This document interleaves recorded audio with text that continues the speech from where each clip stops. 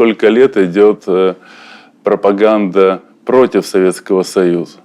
И тем не менее провести сейчас, проводят соцопросы в Болгарии, в Германии, ГДР.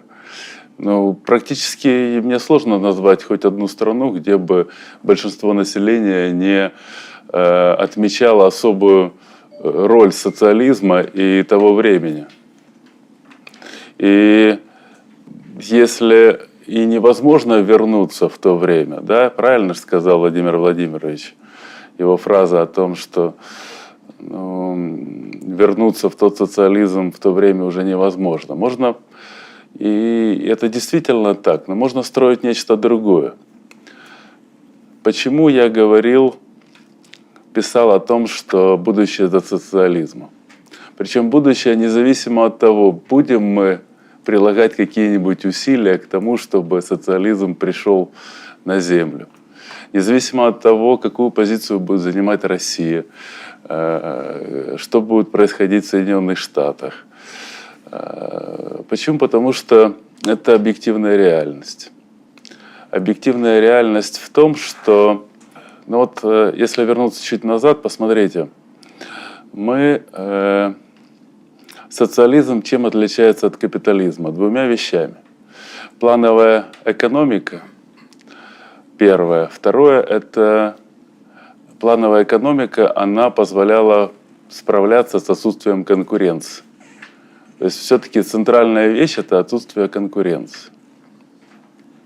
Можем ли мы построить общество, в котором будет роль конкуренции сведена к минимуму? Если сможем, значит, в социализме есть перспективы. Давайте посмотрим, какие проблемы решает конкуренция.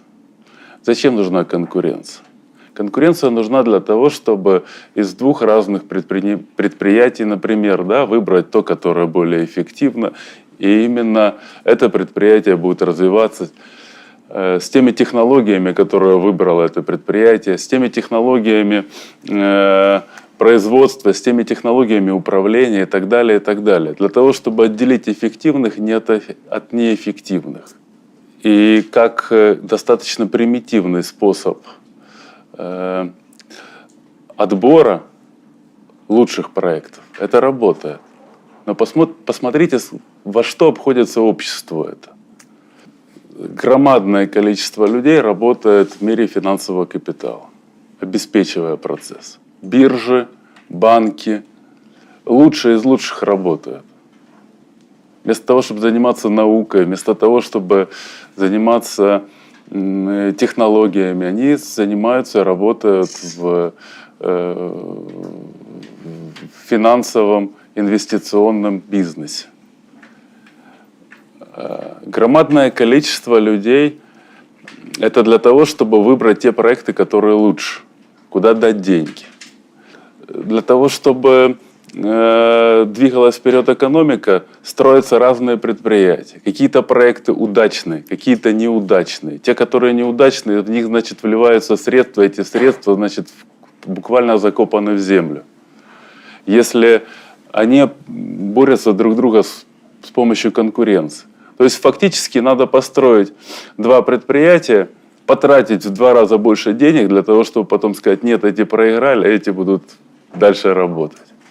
Это очень неэффективно. Посмотрите на наше общество. Из-за того, что у нас все построено на том, чтобы жажда наживы и приумножение капитала – это главный критерий отбора лучших. Ты лучше, если ты больше денег, значит ты лучше. Во-первых, не для всех это интересно, но такой подход подразумевает, что мы должны тратить громадные деньги на охрану денег, на охрану средств производства. Посмотрите, возьмите сельское хозяйство. Но все, кто занимался сельским хозяйством, знают о том, что 50% состава любого сельхозпредприятия – это охранники. Вы посмотрите на наших девушек, женщин. Если взять в общем количестве, то у нас большая часть девчонок работает в бухгалтерами, экономистами в фирмах для того, чтобы отчитаться перед государством, а меньшая часть работает в налоговых органах. У нас вообще, если посмотреть сейчас по количеству бухгалтеров, по количеству экономистов и учетчиков, у нас громадное количество. Вы посмотрите количество чиновников, даже в сравнении с советским временем, особенно в России, это количество выросло в 3-4 раза. Хотя на самом деле, если мы будем смотреть, то, в общем-то, сферы, которые контролирует государство, должны были после перехода к капитализму должны были уменьшиться. То есть мы видим крайне неэффективное общество. Почему я говорю, что это общество будет вынуждено меняться? По той причине, что оно уже меняется. Когда Советский Союз перед распадом, где-то в 87-м, 80-х годах, был академик Глушко. Он предлагал, была целая концепция о том, что плановое хозяйство, которое находится в Советском Союзе, работает крайне неэффективно. Почему? Потому что не она работает достаточно эффективно, но не настолько эффективно, как могло бы. Потому что то, что планируется, да, ведь план – это замена конкуренции, это то, что планируется, это нельзя очень хорошо спланировать вглубь. Можно было спланировать какие-то большие предприятия, химическая промышленность, машиностроение. А детализацию довести глубже не позволяли просто вычислительные мощности. И академик Глушко предлагал внедрить компьютеры во всю систему управления Советского Союза. Чем глубже, тем лучше.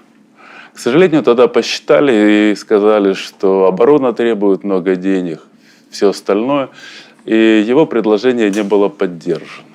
Почему я говорю про компьютеры, про технологии? Потому что компьютеры позволяют выбирать более выгодные проекты более эффективным способом, гораздо более эффективным способом, чем это делает конкуренция. Но ведь сейчас никто не пробует построить предприятие, не создав модель. Модель, сбыт, доставка, логистика, расчет себестоимости. Ты посчитал рынки, ты посчитал риски. И тогда ты видишь, стоит тебе строить или не надо строить.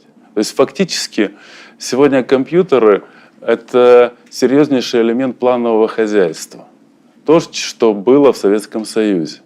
Нет стихийного рынка. То есть мы видим, что компьютерные технологии, они способны за счет моделирования процессов фактически заменять конкуренцию, практически полностью заменять конкуренцию.